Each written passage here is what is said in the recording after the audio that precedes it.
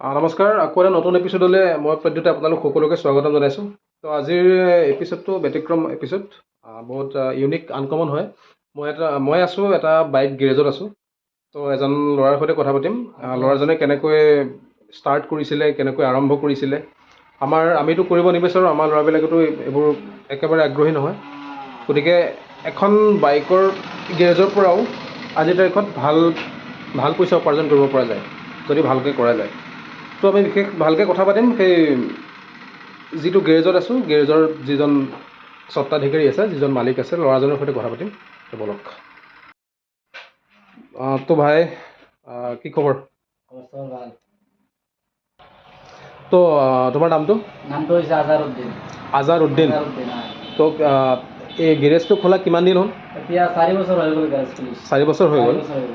তুমি প্ৰথমে কি কৰিছিলা? প্ৰথমে আমি গেৰেজৰ হেল্পাৰে কাম কৰিছোঁ, কেৰালাত কাম কৰিছোঁ আমি। কেৰালাত কাম কৰিছা? পিছত লকডাউনত আহিছোঁ, ফাৰ্ষ্ট লকডাউনত। তেতিয়া কিমান বয়স আছিলে? এতিয়া আছিলে কিমান 16-17 হ'ব। 16-17 বছৰ বয়স আছিলে। 16-17 বছৰ বয়সতে কেৰালাত বাইক গেৰেজৰ হেল্পাৰ হিচাপে কাম কৰিছিলা। তাৰপিছতে তোমাৰ তাতে কিমান খোৱা বোৱা থকা কেনেকুৱা দিছে? মানে ডেইলি 800-900 টকা দিছে, খোৱা চোৱা ৰুম চব ফ্ৰী দিছে ইয়াত কেৰালাত। 700-800-900 টকা মানে এইটো কি একদিনত?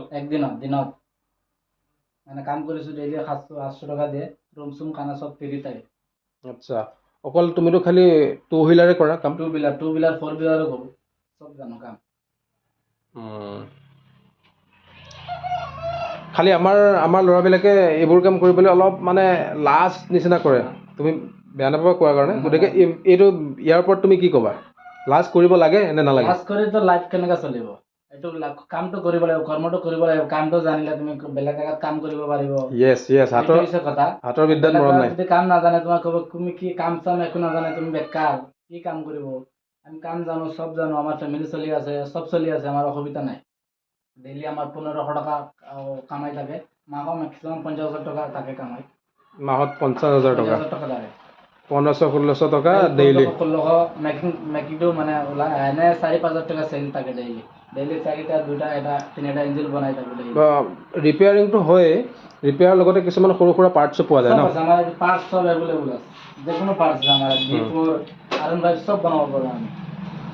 এইটো আজি বনাইছে। তো আপোনালোকে দেখা পাইছে গেৰেজটো সৰু যেন দেখা পাইছে, কিন্তু এনেকুৱা নহয়। ইয়াতে উপাৰ্জন যথেষ্ট হয়, কম ইনভেষ্টমেণ্টত, মানে জিৰ' ইনভেষ্টমেণ্ট ক'ব গ'লে ন? বেলেগ যিবিলাক বিজনেছ কৰে, বেলেগ ব্যৱসায়ীবিলাকে বহুত বাম্পাৰ ডাঙৰ কেপিটেল লগায়। মানে সৰু হ'লে আমাৰ মানে আমি চলিব পাৰিছোঁ। ডাঙৰ কেপিটেল লগায়, কিন্তু এইটো এতিয়া হাতৰ বিদ্যা। তুমি শিকি লৈছা, কম পইচাত এইটো দোকানটো লৈ পেলাই কম পইচাতে ভাল এটা উপাৰ্জন কৰি আছে।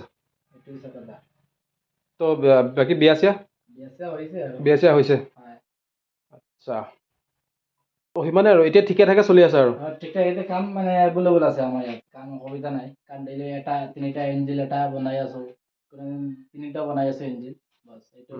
এতিয়া নতুনকৈ যদি এইটো লাইনত আহিবলৈ বিচাৰে ল'ৰাবিলাক, বেয়া পায় এই বাইক গেৰেজত, মই বাইক গেৰেজ খুলিম নেকি, বাইক মেকানিক হ'ম নেকি, কৰিব লাগিব আমাৰ লগত, হাতত ক'লা লাগিব, হাতত কিবা গ্ৰীজ লাগিব, এইটো চাই ল'লে নহ'ব নহয়, কেনেকৈ চলিব? এইটো মানে বিদ্যা আহিছে, কাম শিকিলে তুমি কেৰালা পাৰিব, মুম্বাই পাৰিব, গুজৰাট পাৰিব, চব জেগাত পাৰিব। আমিতো কেৰালা শিকি আহিছোঁ, ইয়াত মানে 4 বছৰ হৈ গ'ল দোকান চোকান খুলিছোঁ। এতিয়া মানে আমাৰ দোকানটো ভাল চলি আছে, অসুবিধা নাই। তো এইবোৰ হাতৰ বিদ্যা শিকাটো বহুত ভাল নেকি? বহুত ভাল। এইটো শিকিলে টেনশ্যন নাই, বিন্দাছ চলিব। আৰু এই গাঁওখনত এই জেগাখিনিত তোমাৰ লাচিত বজাৰ, এইটোৱে গেৰেজ ন? আৰু বেলেগ গেৰেজ নাই ন? এটা আছে, ৰাণীপুৰত এটা আছে, এইটো হৈছে লাচিত বজাৰ, আমাৰ পৰা সেইফালে উজালি। আচ্ছা, তো এই ঘৰটো ওচৰতে? আমাৰ ঘৰ এইফালে উজালি পাৰা, চিধা যাব লাগে, ইয়াৰ পৰা 1.5 কিলোমিটাৰ হ'ব। 1.5 কিলোমিটাৰ। আচ্ছা, এই এনেকৈ লাজ কৰিলে এইটো কাম কৰিম নেকি, আমুক এনেকৈ হ'ব নেকি, এনেকৈ ভাবি থাকিলে কি হ'ব ন? কৰিব লাগিব ন? আজিকালি মানুহ আছে লাজ কৰে, কাম এইটো কৰি ভাল কামত বেয়া হৈ যায়, সেইটো চাইলে কেনেকৈ হ'ব? সেইটো কামটো কৰিব লাগিব ন? মেকানিকেল ইঞ্জিনিয়াৰ যিবিলাক, সেইবিলাকো গ্ৰীজে লাগে, মেকানিকেল ইঞ্জিনিয়াৰ এনেকৈ কৰিব লাগিব, কাম শিকিব লাগে। এইটো আমি বনাই আছোঁ, মানে এইটো বহুত অসুবিধা কৰিছে, এতিয়া মানে গাড়ী ষ্টাৰ্ট নলয়, এতিয়া বনাই আছোঁ গাড়ী। মই বাৰে আপোনালোকক কৈছোঁ যে দোকানখন দেখাত সৰু যেন লাগিছে, কিন্তু আপুনি এনেকুৱা নাভাবিব যে ইয়াত এনেই মানে কৰি আছে। আচলতে দোকানখন আপোনালোকে যেনেকৈ সৰু বুলি ভাবিছে ন, উপাৰ্জন যথেষ্ট আছে, খুব কম মূলধনত একদমেই কম ইনভেষ্টমেণ্টত মানে ভাল এটা উপাৰ্জন, যথেষ্ট উপাৰ্জন দি আছে। ৰেঞ্চ হ'লেও মেকানিকেল কাম কৰিব পাৰিব। হুম, ৰেঞ্চ থাকিলে মানে কাম কৰিব পাৰিব। পাঁচ পিছত লাগে, পাঁচ যোৱা আছে আমাৰ ওচৰত, বেছি দূৰ নাই। এতিয়া আমি মানে মাল চাল চব ভৰাই দিছোঁ, A to Z চব পাব আমাৰ ইয়াত। তো ঠিক আছে ভাই, কৰি যোৱা, আগলৈ আগবাঢ়ি যোৱা। হয়। তো দিয়া, মোৰ সময় যে দিলা এইখিনি তোমাক বহুত ধন্যবাদ।